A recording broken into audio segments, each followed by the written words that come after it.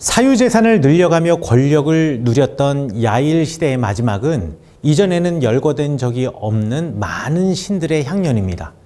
그때 바알 신들과 아스다롯과 아람의 신들과 시돈의 신들과 모압의 신들과 암몬 사람의 신들과 블레셋 사람들의 신들을 섬겼다라고 사사기 10장 6절에서 말하고 있습니다. 게다가 신의 이름에 다 복수형 들을 붙였으니 도대체 얼마나 많은 신들을 섬겼는지 아무도 모를 겁니다. 사사기 10장 6절에 이렇게 기록이 되어 있습니다. 이스라엘 자손이 다시 주님께서 보시는 앞에서 악을 저질렀다. 그들은 바알 신들과 아스다롯과 시리아의 신들과 시돈의 신들과 모압의 신들과 암몬 사람의 신들과 블레셋 사람의 신들을 섬기고 주님을 저버려서 더 이상 주님을 섬기지 않았다. 이렇게 많은 신들을 섬겼다라는 기사에는 사사기를 기록한 역사가가 의도한 바가 있습니다. 사사 야일이 처음부터 그렇게 탐욕스러운 사람은 아니었을 것입니다. 처음에는 분명히 하나님을 의지하던 믿음의 사람이었을 것입니다. 그러나 높은 지위를 경험하면서 권력을 맛보고 권력이 가져다주는 경제적인 부요함을 누리면서 점점 바뀐 것이 아닌가 하는 거죠. 야일이 사사로 있던 시대에 사람들은 더 많은 부를 얻기 위해서 어떤 방법을 사용했을까요? 성경에는 나와 있지 않지만 이 말씀에서 실마리를 찾을 수 있습니다. 경제적인 면만으로 봤을 때 고대의 제사장이나 권력자들이 돈을 벌 수 있는 가장 좋은 방법은 많은 제의를 드리는 것이었습니다. 제의가 많을수록 성전이나 제의를 드리는 장소로 더 많은 돈이 흘러 들어옵니다.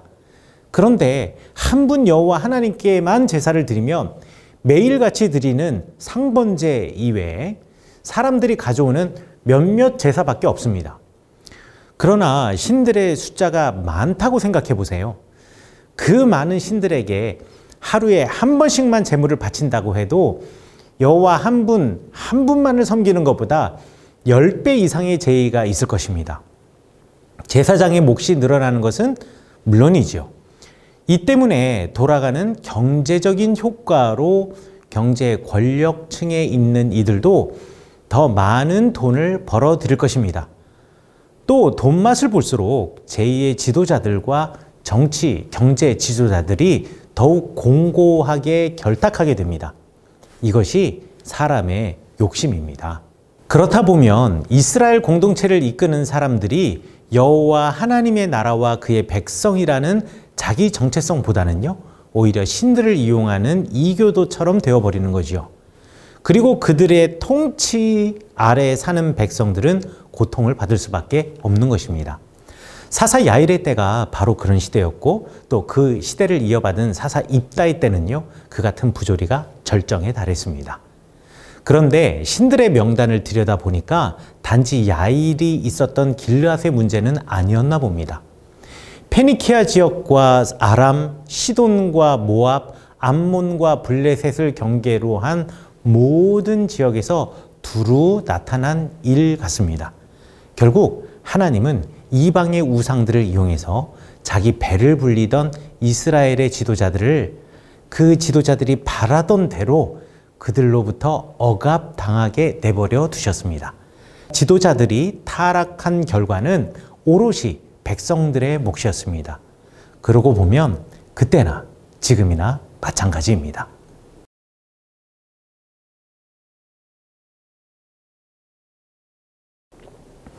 여호와 하나님을 버리고 이방의 신들을 섬기게 된 또 다른 이유는 나라의 안정을 정치에서 찾으려는 데에 비롯되기도 합니다.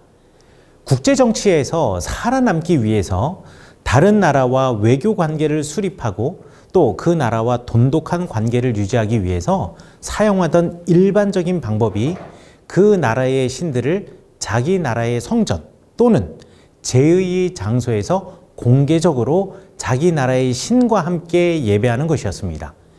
여호와 하나님 한 분만으로 만족할 수 없었던 이스라엘 사람들이 자신들의 안전을 국제 외교에서 찾으려는 순간 이방 신들을 섬기는 우상 숭배를 할 수밖에 없는 겁니다. 그들의 신들을 섬기는 것은 단지 요식행위가 아니었습니다. 처음에는 그래, 그들의 새로운 문명을 받아들이기 위해서 잠시 그들의 신들에게 아침 저녁으로 예배드리는 척만 하자.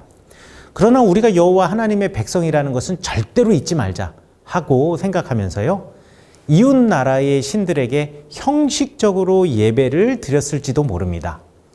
그러나 그 요식 행위 때문에 이득을 보는 사람들이 생기고 그 이득을 극대화하려는 사람들은요, 이스라엘 사람들에게 호감이 갈 만한 멋진 제의들을 만들어냈습니다.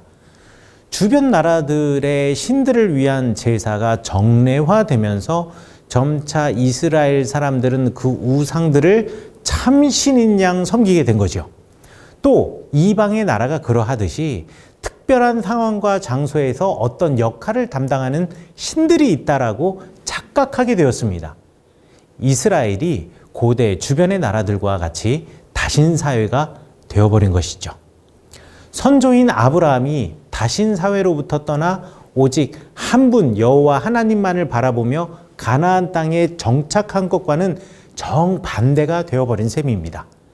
가나안과 이스라엘 사람들이 살던 땅을 둘러싼 강대국들의 틈바구니에서 그들은 하나님께 더욱 절실히 매달려야 했습니다. 하지만 여호와 하나님을 잊은 채 국제 외교라는 방법으로 일시적인 안정을 추구하던 이스라엘은요, 결국 한계 상황에 이르렀습니다. 그들의 도움은 공짜가 아니었거든요. 처음에는 새롭게 정착한 땅에서의 삶과 광야에서 경험해 보지 못한 문명 세계의 모든 것이 혁신적이고 아름다워 보였을지 모릅니다.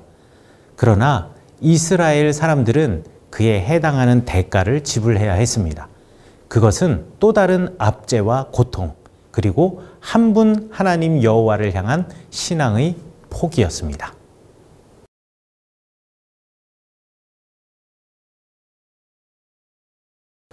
결국 이스라엘 지파 가운데 요단강 동쪽 길르앗 지방에 살던 사람들은 18년 동안 암몬 사람들에게 억압을 당했고, 암몬 사람들은 유다와 베냐민 그리고 에브라임 지파를 치려고 요단강을 건너 가나안 본토까지 쳐들어왔습니다. 그러자 조금 정신을 차렸는지 이스라엘 백성들이 하나님께 살려달라고 아우성을 칩니다. 하나님은 이런 이스라엘 백성들의 아우성에 너희가 선택한 신들에게나 가서 부르짖어라. 너희가 괴로울 때 그들에게 가서 구원해 달라라고 말하시면서 퉁명스럽게 대답하셨습니다. 그때야 비로소 이스라엘 백성들은 자기들이 해야 할 바를 알게 되었습니다.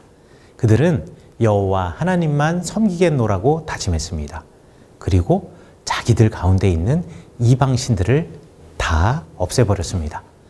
하나님은요, 마음이 참 약하신 분입니다. 그런 이스라엘의 모습을 보시고 또 그들의 고통을 보시고는 가만히 있을 수가 없으셨거든요. 그래서 다시 한번 이스라엘의 역사에 개입하셨습니다.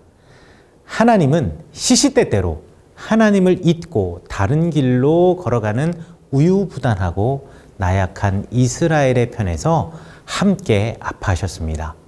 이스라엘의 역사를 보면 늘 그랬습니다.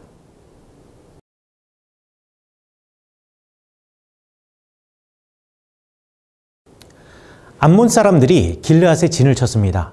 갓지파의 땅인 길르앗의 많은 지역이 암몬의 수중에 넘어갔습니다. 이에 맞서서 이스라엘도 미스바에 진을 꾸렸습니다. 이스라엘 자손들이 길르앗에 사는 갓지파 사람들과 모여서 함께 회의를 합니다. 이스라엘이 전쟁을 벌일 때에는 나름대로 원칙이 있었습니다.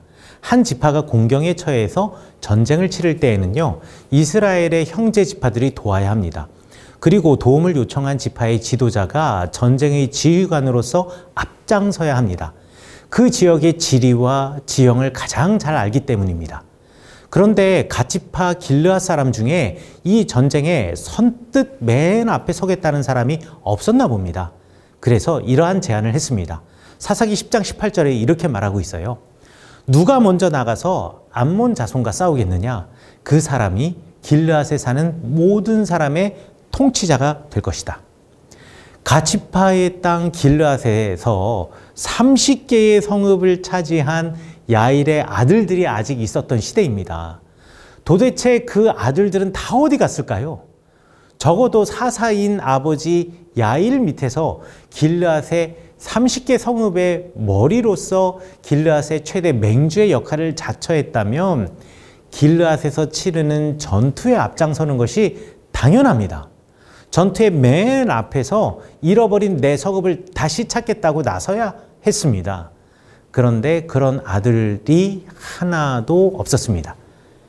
질 것이 뻔한 전쟁이어서 그랬을까요? 그 성읍에서 자기들이 이권을 챙길 때에는 앞장섰던 그 아들들이 하나님의 이름으로 치르는 전쟁에 나아가야 할 때에는 뒤로 슬쩍 빠지는 모습이 너무나 얄밉습니다. 그래서 미스바에 모인 이스라엘 사람들과 길르앗 사람들이 그렇게 외친 것입니다. 전쟁에 나가서 싸워 이기는 조건이 아니라 그저 앞장서서 싸우기만 해도 지파의 머리로 인정해 준다라는 말이 왠지 모르게 씁쓸하게 들립니다.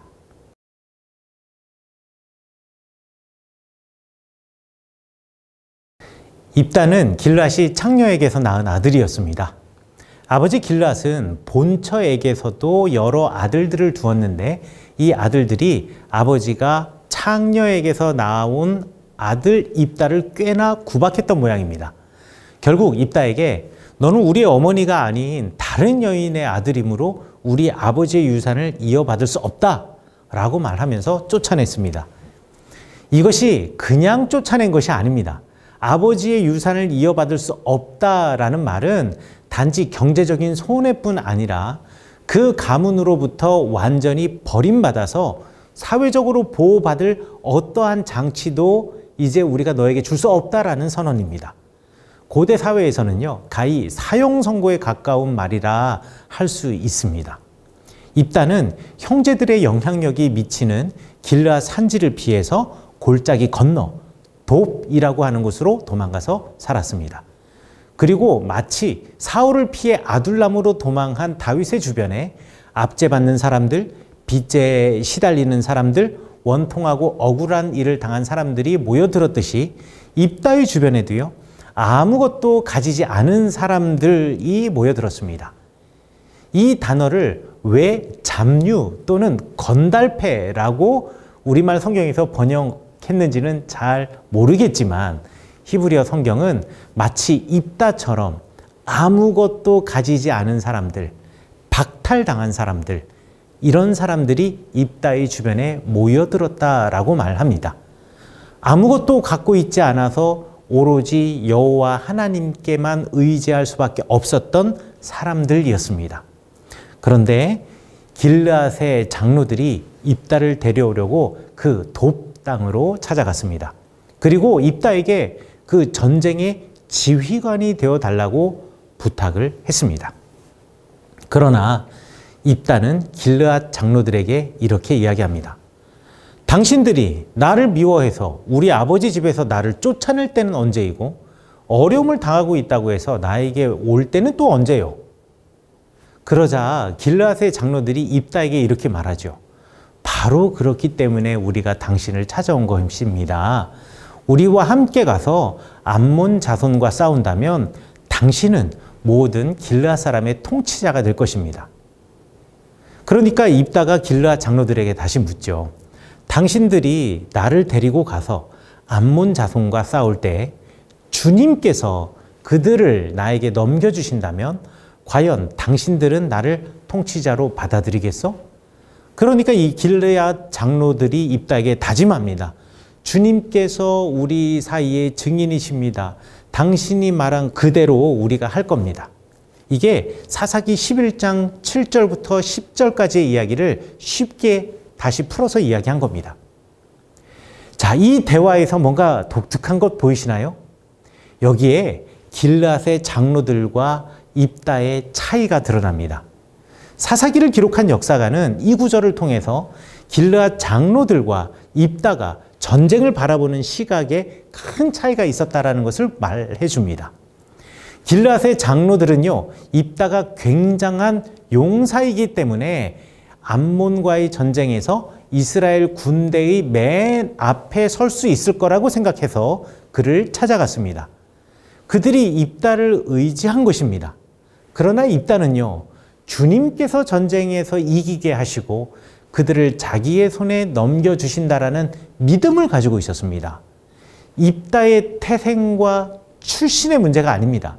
어떤 시각과 어떤 신앙을 갖고 있느냐가 중요한 거지요. 야일의 아들들이나 길르앗의 아들들처럼 아무리 적법하게 태어났을지라도 여호와 하나님이 전쟁의 주인이시고 그분이 싸우신다라는 믿음이 없으면 참 이스라엘 사람이라고 말할 수 없습니다. 오히려 그들은 자기들에게 있는 권력과 경제력을 지키기에 급급해서 사람을 의지하고 모략을 의지하는 이방인과 다를 바가 없는 거지요. 그러나 아무것도 가진 것이 없기 때문에 오직 여호와 하나님만 의지할 수밖에 없는 입다와 그의 친구들은요, 달랐습니다. 주님께서 싸우십니다. 사사기를 기록한 역사가는 이것을 말하고 싶었던 것입니다.